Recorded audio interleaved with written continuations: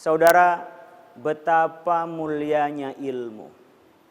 Orang yang berilmu akan lebih dekat kepada Allah.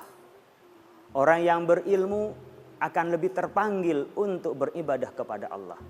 Maka disebut innama yakhsyallaha min ibadihil ulama.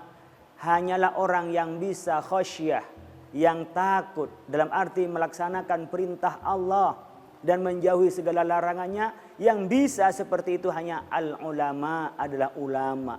Ulama adalah orang yang banyak ilmunya. Jadi kalau kita ingin baik di dunia ini, maka kita haruslah dekat dengan ulama. Syukur-syukur kita bisa menjadi ulama. Siapa yang bisa jadi ulama?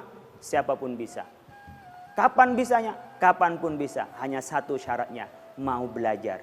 Mau tekun belajar. Karena ilmu tidak mungkin tiba-tiba kita menjadi orang alim. Kita tidak mungkin dilahirkan langsung jadi orang alim. Tidak. Semua yang alim itu prosesnya dari bodoh. Semua yang besar itu prosesnya dari kecil. Semua yang pintar itu awalnya mungkin dari, mohon maaf, goblok. Tetapi karena belajar dan terus belajar, maka dia menjadi ulama. Ada ulamanya, ulama psikologi. Ada ulama usiasa, ada ilmu-ilmu siasa, ada ilmu-ilmu iktisad, ada alim dalam ilmu ekonomi. Tetapi yang Allah inginkan sebagai fardhu ain, sebagai dasar kehidupan kita adalah ulumuddin, adalah ilmu agama. Ilmu agama itu wajib secara ain, wajib secara individu. Masing-masing kita wajib belajar ilmu agama.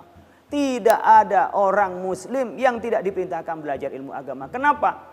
Karena ketika kita ingin menjadi orang baik harus diawali dari ilmu agama. Baru setelah itu dilandasi dengan ilmu lainnya, ilmu sosial, ilmu politik, ilmu ekonomi, ilmu teknologi, sains, dan berikutnya. Tetapi dasar utama kehidupan adalah ilmu agama. Karena kalau kita tidak punya ilmu agama, hanya punya sains, lalu dia tidak mengerti agama, kadang-kadang sains hanya menjadi malapetaka kepada manusia. Saudara-saudara kita yang pintar ilmu IT, kadang-kadang dia juga hebat dalam ilmu IT-nya, tetapi karena tidak takwa kepada Allah, digunakan IT-nya hanya apa? Membahayakan orang lain, hanya untuk membahayakan dan kadang-kadang juga mencelakakan orang lain, hanya untuk mengambil hak orang lain. Dengan ilmu IT-nya bikin hacker dia, bikin virus, bikin penyebaran data-data yang harus dirahasiakan. Bahkan barangkali membuka rahasia orang karena ilmu IT-nya. Demikian juga ilmu ekonomi yang seharusnya mensejahterakan orang lain, harusnya memberikan kesejahteraan, tetapi dengan ilmu ekonominya malah menyengsarakan, malah memiskinkan orang lain. Tetapi ketika punya ilmu agama, ia pintar IT, digunakan IT-nya itu untuk apa? Untuk memudahkan kita ini silaturahim dengan orang lain, memudahkan kita berbuat kebaikan. Ketika dia pintar ilmu ekonomi, berpikir bagaimana umat ini bisa sejahtera, bagaimana masyarakat ini bisa maju, bagaimana kita bisa menjadikan IT sebagai alat kemajuan kita. Demikian juga ilmu sosial, begitu juga berpolitiknya pun ilmu politik digunakan untuk memberdayakan, untuk membuat orang itu hebat, membuat orang itu maju. Dengan apa? Dengan ilmunya, manakala dilandasi dengan ilmu agama. Maka Rasulullah Shallallahu Alaihi Wasallam bersabda, "Ma yuridillahu bihi khairan yufaqihu fiddin." Barang siapa yang dikehendaki oleh Allah itu baik, ia pasti tafaqquh fiddin. Faqih itu faham, faqih itu artinya ngerti, bahwa dia paham terhadap agama. Kalau Allah menghendaki kebaikan, wa alhamahu rusydah, Allah memberikan ilham, memberikan inspirasi untuk menjadi orang-orang yang cerdas, orang-orang yang bijak, orang-orang yang terarah, dibimbing oleh Allah Subhanahu wa taala melalui apa? Ilmu agama. Maka anak-anak kita sebelum berpikir kepada yang lain, kuatkan dulu agamanya. Saudara-saudara kita, kader-kader kita, sebelum mereka diberi skill yang lain, kuatkan dulu agamanya. Karena itu sabda Rasul, tak mungkin bohong. Nabi yang disampaikan itu adalah dari Allah Subhanahu wa taala. La yantiqu anil hawa in huwa illa wahyu yuha. Tidak ada yang dari Nabi itu dari hawa nafsunya. Semua yang disampaikan oleh Nabi itu adalah wahyu dari Allah Subhanahu wa taala. Oleh karena itu, dasar kita pertama kali adalah ilmu agama. Tapi tidak perlu dikotak-kotakan. Ketika belajar ilmu agama, lalu dia tidak belajar ilmu umum. Ketika belajar ilmu umum, tidak perlu belajar ilmu agama. Tapi kita harus mengintegrasi, menggabungkan antara ilmu agama dengan ilmu umum. Artinya apa?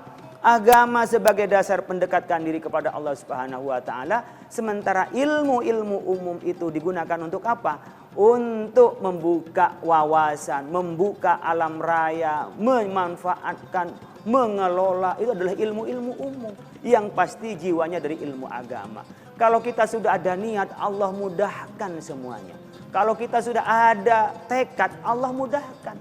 Maka disebutkan man aradat dunya fa'alaihi bil ilmi wa man aradal akhirata fa'alaihi bil ilmi. Kalau kita ingin dunia, maka harus digenggam dengan ilmu. Ingin akhirat, pasti harus digenggam dengan ilmu. Maka disebutkan kalau kita ingin kepada jalan kebaikan, Allah mudahkan. Man salaka tariqan yaltamisu fi ilman sahalallahu tariqan ilal jannah. Kalau kita ini jalannya menuju untuk mencari ilmu, Allah mudahkan ke surga. Yang dibayangkan bukan hanya ketika mati, di dunia pun bisa mendapatkan aromanya surga. Contohnya apa? Keluarga orang yang berilmu mudah membangun pengertian suami istri. Orang yang berilmu mudah membangun bagaimana mendidik anak-anak kita. Ketika kita berilmu, mudah kita untuk membangun masa depan kita. Termasuk mencari kehidupan kalau kita berilmu dimudahkan oleh Allah Subhanahu wa taala. Sehingga secara batin kita bisa terpenuhi karena apa? Saling pengertian di antara kita. Secara interaksi kita punya pengertian, kita semua punya wawasan di antara kita. Secara ekonomi kita lebih mudah untuk mendapatkan ekonomi, mendapatkan harta, mendapatkan sesuatu yang kita butuhkan di muka bumi ini. Kenapa? Karena kita punya ilmu. Oleh karena itu kuncinya hidup ini adalah ilmu.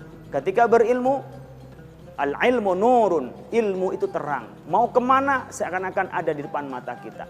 Tapi al-jahlu dzulmun, bodoh itu adalah gelap. Kita nggak tahu akan kemana, arahnya kemana. Kadang-kadang kita tidak bisa menebak kemana-mana kalau itu bodoh. Maka kalau kepingin terang, pingin jelas masa depan kita, dunia dan akhirat, kuncinya adalah ilmu. Jangan kemana-mana, kita akan sambung di segmen berikutnya. Terima kasih.